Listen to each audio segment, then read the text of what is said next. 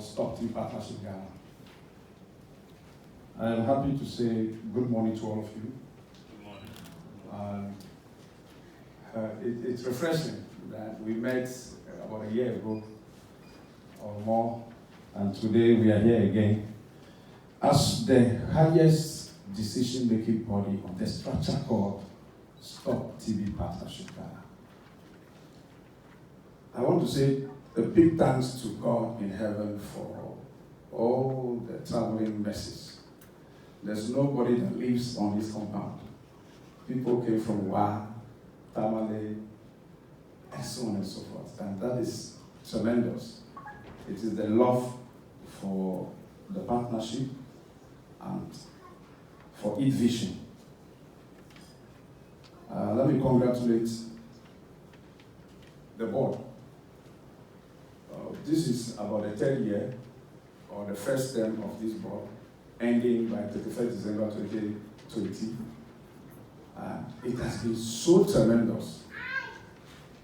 All civil society members of the board have just been that fantastic. Everybody has a unique capacity that they brought on board over the period, and that has culminated into the successes we have chalked. And a particular appreciation to Dr.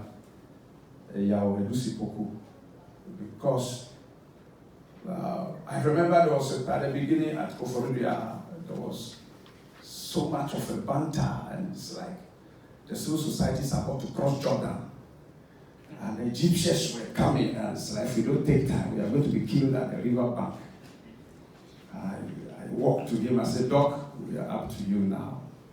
You are going to be the next program manager. Everything that is planned here today, you will be implementing it. Take control. And he called the then program manager and said, Doc, my entire and that statement still rings bell. Okay. And that was the breakthrough. Where civil society has been given all the space at Koforidua to diligently contribute on regional basis for us to be able to expand scope of our work and membership that could implement funds. So, Dr. Yawelusi-Poku, we, on behalf of the partnership, I say a big thank you. And many others. It's good to have Professor Adam here today. Prof had left for 3 years and is now coming to say good morning to us. This achieve when a kingsman gathers or a chief gathers his kinsmen to a Deba ground, it is not because they cannot see the moon in their various homes, but it is good for the kingsmen to meet together and to drink palm wine. I guess there's some palm wine here today to be drunk. Professor, you are welcome. It's been a wonderful journey to thank almost everybody who have done so much. We had very individual people among you doing so much in different levels. Ben and Sam, what's your name? Nicholas, Duho, Gomado, different people. As for the board, they are always at work. So I am happy to say that we thank all of you. We appreciate your work over the year. The journey of our first term of 3 years, me being the leader and the chair of the board, began 3 years ago when we had 42 NGOs implementing. By the time we took over, but today we are happy to say that with all the hustles and the partnering and the discussions, we will be able to put some increments on the foundation that were laid, and we are somewhere now 90 NGOs implementing.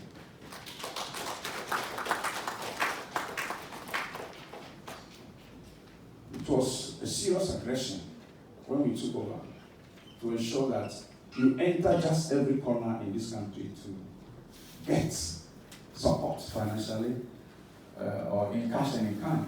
The CCM, the WHO, the ULA's office, the ministries, the NTP, And we've been able to get resources from the Global Fund during the whole programming and in diverse ways. We had a CSS, which I spoke about before in the last AGM, and then grants that come from NTP.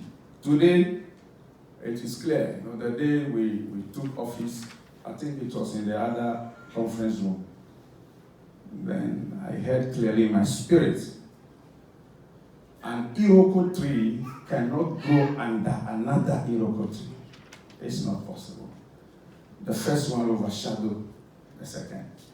And so we need to grow out of being inside a cubicle to an expanded valley where God can open our tentacles. And so the partnership struggled its way out, and we got to our own office. Today, office is well furnished. We are able to say that all the staff are working in a wonderful environment. They have a boardroom, conference room.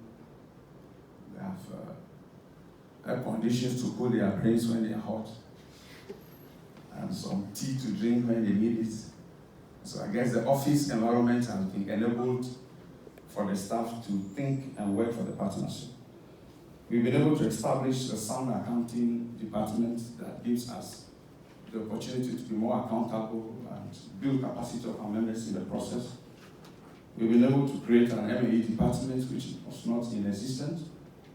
Today, I'm sure all of you are enjoying the role the M&E guy is playing, trying to support you. It has all the tools for tracking, for monitoring, for collecting data and sharing experiences and collecting data in the form of operational data to ensure that we are able to shape the program at the community level. We built capacity of about 97 NGOs. I'm sure most of you were there. In accounting, in management, in M&E. That was supported by WAPCAS, also under Global Fund, because then WAPCAS was the PR for CSS, Community System Strengthening Fund. We've been able to increase our performance. The data will show it to you, but it is good to note that from 6% contributions to 11% contributions to the national response, we are somewhere 20% now. And so if the program is getting about 16, 17, 18,000 cases a year, and the partnership is providing about 20% of that through community mobilization, then we are not joking. It means the members of the partnership are serious and they are working and they deserve commendation. Where we are now, we are moving towards the NFM3. NFM3 begins from January 2021 to December 31st, 2023. The 97 NGOs will continue to work. We have 90 now. 97 will start working, and we are hoping that when all the things happen, reprogramming happens, above allocation happens, and we are able to get more resources. The target is that we are able to reach 160 districts at the end of 2023. What it means is almost every partner who has capacity to work should be able to be given some resources to contribute to that national response of making Ghana a TB-free country. We should be expecting that we are going to be working more differently, more capacity will come. You are likely, some people will have motorbikes, your volunteers may receive tablets, and all of this is when we are truly again partners to charge as stop-to partnership. It is not sacrosanct, it is not automatic, but we believe our track record is enough to give us that fit, and we will continue to work with them. This AGM is a congress. Let me take some water. And give me some 2 minutes to run this.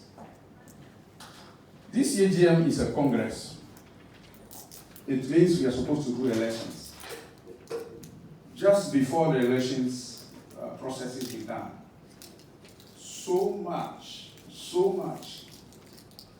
My office is yet to receive one petition, but my ear has heard so much.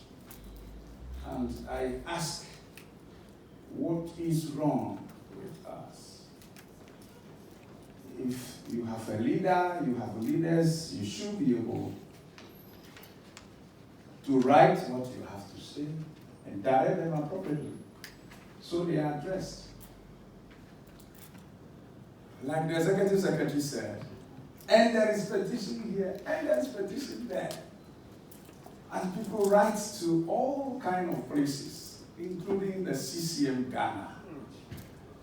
The CCM Ghana, I am your representative there. We don't deal with matters of networks. We deal with the global fund. And it is investment issues. So if you write to global fund that your board chairman is corrupt, you are simply telling global fund your system is corrupt. Simple. It has nothing to do with David Kwesi Afreh. If it was a doctor something or a Mr. something or a madam something, it means there is a system that is not sacrosanct enough to prevent corruption, and therefore you are telling the whole world the partnership is a high-risk area for you to invest money in. But the paradox is, these are the same people that have been given funds and they are turning out results to the national response. And so where is the problem? Before I came here, even yesterday, somebody from once you are the board chairman, you receive calls from everywhere, including the office of the president. What is happening? Your term of office, I understand this. They say the whole board, nobody. And all you hear, so I said, nobody. And I said, where are all these coming from? The Constitution was written by Afreh, and he did it overnight with one or two board members, and they have dumped it on the people. I said, well, that looks like a story of Abraham. Anybody who speaks to me, I said, I don't take decision for AGM. I only facilitate AGM. The AGM takes the decisions and lay out the rules that the board is supposed to use to run the partnership. The Constitution was not promulgated by the board. It was written by the members of the partnership. Everybody was given opportunity to make contributions. They came and changed articles one to the other. We agreed to this, we disagreed to this, we voted on issues one by one in this General Assembly. And we agreed because of the constitutional lacuna, we needed to make sure the first term of the board ended 31st of December 2020. Since when have December 31st, 2020 come? And I'm not aware. There are times I go back, I take the calendar, I ask my wife, are we in 2020? You say yes. Are we in December? Are we in 2021? You say no. I get confused. I go back to the minutes, I look at the records, and I get confused. So what could be the problem? What pains me in all these things is that when Global Fund, who has received all these allegations and these petitions, feel that it's a high-risk area to give stop-to-be partnership money, all of us will go home and wait until we regain our integrity and trust in ourselves. You see, no, the Constitution has been skewed to the left. The Constitution has been skewed to the right. I didn't skew it. The General Assembly skewed it. I told all the people who called me, come to the General Assembly, speak your mind to the Assembly, let them change the law. For now, I am superintending over an existing law. Yesterday, I got from a very high place. Is it possible for you to change the date for your AGM? I said, if 31st December 2020 passes with me in office without election, I have violated the Constitution. I don't need anybody's advice. The advice I need is the constitutional provisions, which says We come here, we elect people for the next term of office. And that is what we are about to do. If the members of the partnership think this election we are supposed to do today is not necessary, it's up to you. It's not for me to determine that. If you think that the constitution, the way it is, as reviewed by you and approved by you, is not good, let's go ahead, form another committee to review what we have already done, and we come back to the same place. We approve it. We move on. On this note, I say you are all welcome to the 6th Annual General Meeting of the Stock Person. Enjoy your deliberations. Thank you.